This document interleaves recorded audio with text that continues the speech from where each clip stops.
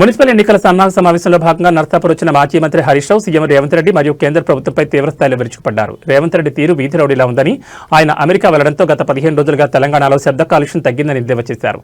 ఎప్పుడు ఎన్నికలు వచ్చినా రాష్ట్రంలో మళ్లీ బీఆర్ఎస్ ప్రభుత్వం రావడం, కేసీఆర్ సీఎం కావడం ఖాయమని ధీమా వ్యక్తం చేశారు. కేంద్ర బడ్జెట్లో తెలంగాణకు జరిగిన అన్యాయాన్ని ప్రస్తావిస్తూ ఆంధ్రాకు నిధులిచ్చి తెలంగాణకు మాత్రం గుండు సున్నా చూపారని మండిపడ్డారు. ఉమ్మడి మెదక్ జిల్లాలోని సిగాచి పరిశ్రమ ప్రమాదంలో 52 మంది కార్మికులు చనిపోతే ఒక్కొక్కరికి ₹1 పరిహారం ఇస్తామని చెప్పి ఇప్పటివరకు ₹1 కూడా ఇవ్వలేదని ఆరోపించారు. కార్మిక శాఖ మంత్రి వివేక్ మొదటి హామీ ఇచ్చి 52 కుటుంబాలను నిలువునా మోసం చేశారని హరీష్ రావు విమర్శించారు. అది చేసి చూపిస్తామని చెప్పేసి కూడా ఈ సందర్భంగా తెలియజేస్తాను.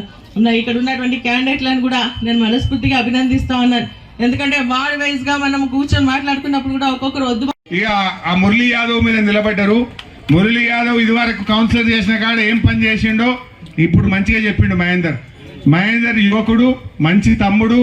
ఇట్లాంటి యువకుడిని మహేందర్ను గెలిపించండి అని చెప్పి నేను మీ అందరినీ కూడా కారు గుర్తు కొట్టేసి గెలిపించాలని కోరుతా ఉన్నా. ఏమున్నాయి పైసలు వస్తే ఓట్లు పడతాయి అనుకుంటుండు. మనం గంత అమాయకులమా? మనం మోసపోదామా? ఇప్పటికే ఒకసారి మోసపోయినాం. వచ్చింది ఎవరికైనా తులం బంగారం? కేసీఆర్ గారు ఉండగా కళ్యాణ లక్ష్మి 1,116 ఇస్తా అంటే ఇచ్చిండా లేదమ్మా? మీ బిడ్డ కాన్పుకు పోతే కేసీఆర్ కిట్ ఇచ్చి మీ ఇంటికాడ దించిండా లేదా? क्या बोले बहन? नहीं, केसीआर 1 लाख रुपया दे रहे, मैं साथ में 1 तोला सोना देते बोले. किसी को मिला क्या? सोना तो नहीं मिला. वो 1 लाख भी नहीं आ रहा. बच्चे पैदा होने के बाद 1 साल के बाद आ रहा, 2 साल के बाद आ रहा, वो भी नहीं मिल रहा. शादी मुबारक. మీరు బిల్లులు కట్టండి అని చెప్పేసి ఒక్కొక్క క్యాండిడేట్ దగ్గర 5,400 రూపాయలు వసూలు చేసి ఈ రోజు మనకు వారికి బీఫామ్స్ నోటీస్ సర్టిఫికేట్ ఇచ్చింది. అంటే ఈ మున్సిపల్ ఎన్నికలు అయిపోగానే ప్రతి ఒక్క ఇంటికి ఎవరికైతే నల్లా కనెక్షన్ ఉందో వారి దగ్గర 5,400 వసూలు చేస్తారు కాంగ్రెస్ పార్టీ అనేది మీరు మర్చిపోద్దని చెప్పేసి నేను ఈ సందర్భంగా తెలియజేస్తా. గుర్తు పెట్టుకోండి, ఇంటికి వచ్చినప్పుడు కూడా వాళ్ళని నిలదీయండి అని చెప్పేసి అడుగుతా ఉన్నా. గతంలో మరి మళ్ళీ కాంగ్రెస్ పార్టీ ఇచ్చినటువంటి హామీలన్నీ కూడా మీ అందరికీ తెలిసిందే, అవునా కదా? ఎన్ని ఇచ్చిన హామీలు? 6 గ్యారెంటీలు, 420 హామీలు అడుగుతాడు.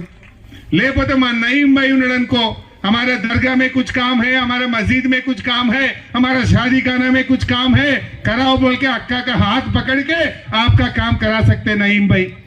ये बीजेपी वाले कर सकते? ये कांग्रेस वाले से कुछ काम होता क्या? एमएलए बीआरएस का है, कल आने का हुकूमत भी बीआरएस है.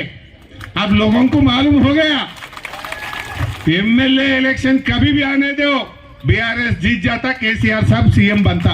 यार నెలకు 2,500 అంటే ఎంత బాకీ పడ్డట్టు? 65,000 రూపాయలు ఒక్కొక్క చెల్లెకు అక్కకు కాంగ్రెస్ పార్టీ బాకీ పడ్డది. ఇప్పుడు కాంగ్రెస్ వాళ్ళు వస్తారు, రేవంత్ రెడ్డి మస్తు సంపాదించిండు పైసలు, ఇక కట్టలు పంపుతున్నాడు నర్సాపూర్కు. పంచూరి పైసలు వంచూరి ఓట్లు వేయించుకోరు అంటున్నారట. మనం ఆ కాంగ్రెస్ వాళ్ళు ఇచ్చే పైసలు ఓట్లు వేద్దామా? మా అంటే 5,000 ఇస్తాడో 2,000 ఇస్తాడో. రేవంత్ రెడ్డి ఓటుకు 5,000 ఇవ్వమంటుండట, పంచేది వంచమంటుండట. నేనంటున్నా మా చెల్లెను, ఆయన 5,000 ఇస్తే ఒక్కసారి ఇస్తాడు. మహాలక్ష్మి పథకం నెలకు 2,500 వస్తే ఇప్పటికే 65,000 వస్తుండే కదా నీకు. నెలగా మహాలక్ష్మి వస్తే బతుకుతాం, కానీ ఈ రేవంత్ రెడ్డి అవినీతి డబ్బులు మనకు కావాలనా? దయచేసి ఆలోచన.